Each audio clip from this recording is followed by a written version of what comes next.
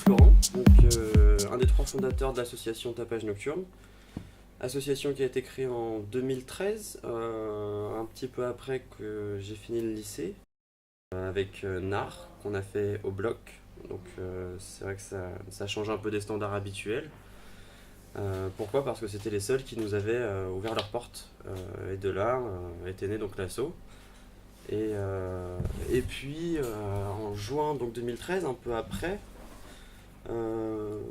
Victor donc me propose de faire un événement pour la fête de la musique. Et donc chaque année il y a un appel à projet pour la fête de la musique pour faire un événement sur la voie publique. Il me propose ça un jour avant la date de clôture. Il s'est motivé, il a monté le dossier et de là, 3 semaines après, on avait une réponse positive. On a fait donc cette fête de la musique place Bâtonnier-Valencio dans le Vieux-Lyon. Et de là, on a eu le premier gros événement qui a fait parler de l'assaut. On avait marqué sur la jauge 300-400 personnes, c'est 3 à 4000 personnes qui ont débarqué. On avait un agent de sécurité pour 4000 personnes, c'était n'importe quoi. Mais c'était génial, de 15h à minuit, et le tout filmé par notre ami et graphiste Kevin Moulin. Et de là, il y a eu une effervescence, une émulation qui s'est créée, et on a commencé une première saison à faire des petits clubs, des petites dates au DV1, au Platinum, et c'est comme ça que ça s'est lancé en fait. Aujourd'hui, c'est un bouffetant, mais c'est toujours une super belle aventure. Disons qu'en fait, moi j'ai mes études à côté. Je suis en BTS communication en 2e année, en alternance que je fais dans l'asso. Et ça fait beaucoup de choses à faire en peu de temps, donc ça fait des semaines bien remplies. Les vacances, on les oublie un peu, mais à l'heure d'aujourd'hui, ouais, c'est un taf. Donc on essaie de lier l'utile à l'agréable, et c'est le cas. Je peux faire mes cours d'un côté et toujours faire ce que j'aime avec l'asso.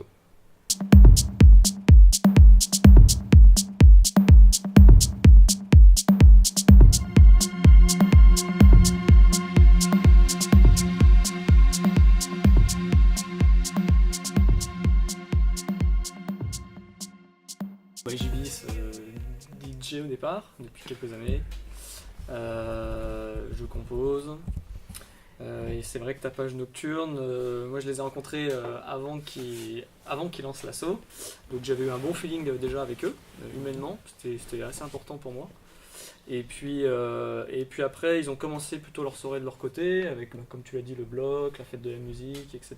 Le Feeling Club. Et puis après, on m'avait invité pour la première fois, c'était au Platinum à l'époque, qui est un petit club lyonnais qui n'existe plus.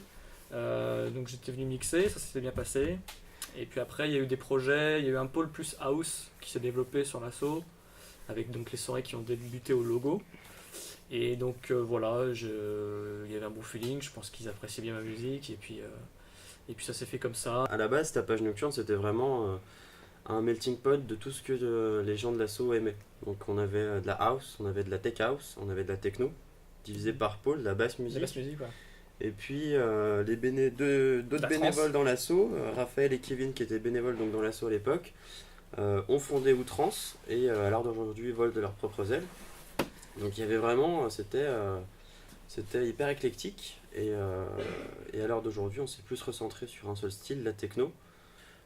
C'est sûr qu'on pourrait faire les choses tout seul, mais c'est pas l'intérêt. Le but c'est de faire marche commune, se renvoyer l'ascenseur. Donc évidemment, souvent on invite des DJ d'autres collectifs. On a pu faire jouer Gabriel du Baby Club de Marseille plusieurs fois, ou la plupart, une Des grande mecs de Lyon, partie quoi. ouais, des DJ de Lyon.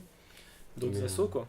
Que ce soit XLR, que ce soit XLR, Electrosystem, ouais, pas mal de... etc. On Ouais, pourrait en ouais, citer c'est ça. beaucoup. Mais ouais, le but c'est de varier les plaisirs.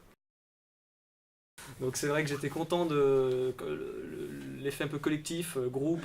Il y a aussi une énergie, voilà, un moteur qui se met, enfin qui se crée. Donc j'avais besoin de ça au moment où je les ai rejoints.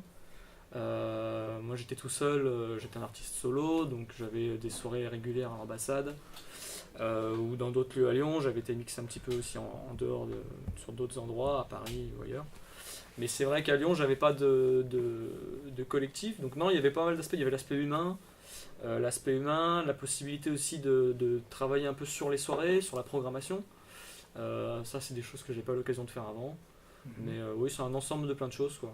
Peut-être qu'il manque, mais c'est aussi lié à la législation française, des choses plus en extérieur, plus free, quoi, plus free party, un peu de là, on touche à la grosse corde sensible en ce moment, hein. Tout le monde est en train Mais après, de se pencher sur le sujet, que ce soit les orgas qui arrivent ou celles qui sont là depuis un moment, recherchent absolument le fameux endroit qu'on appelle warehouse, qu'on n'a pas à Lyon, ou très peu, ou de manière illégale.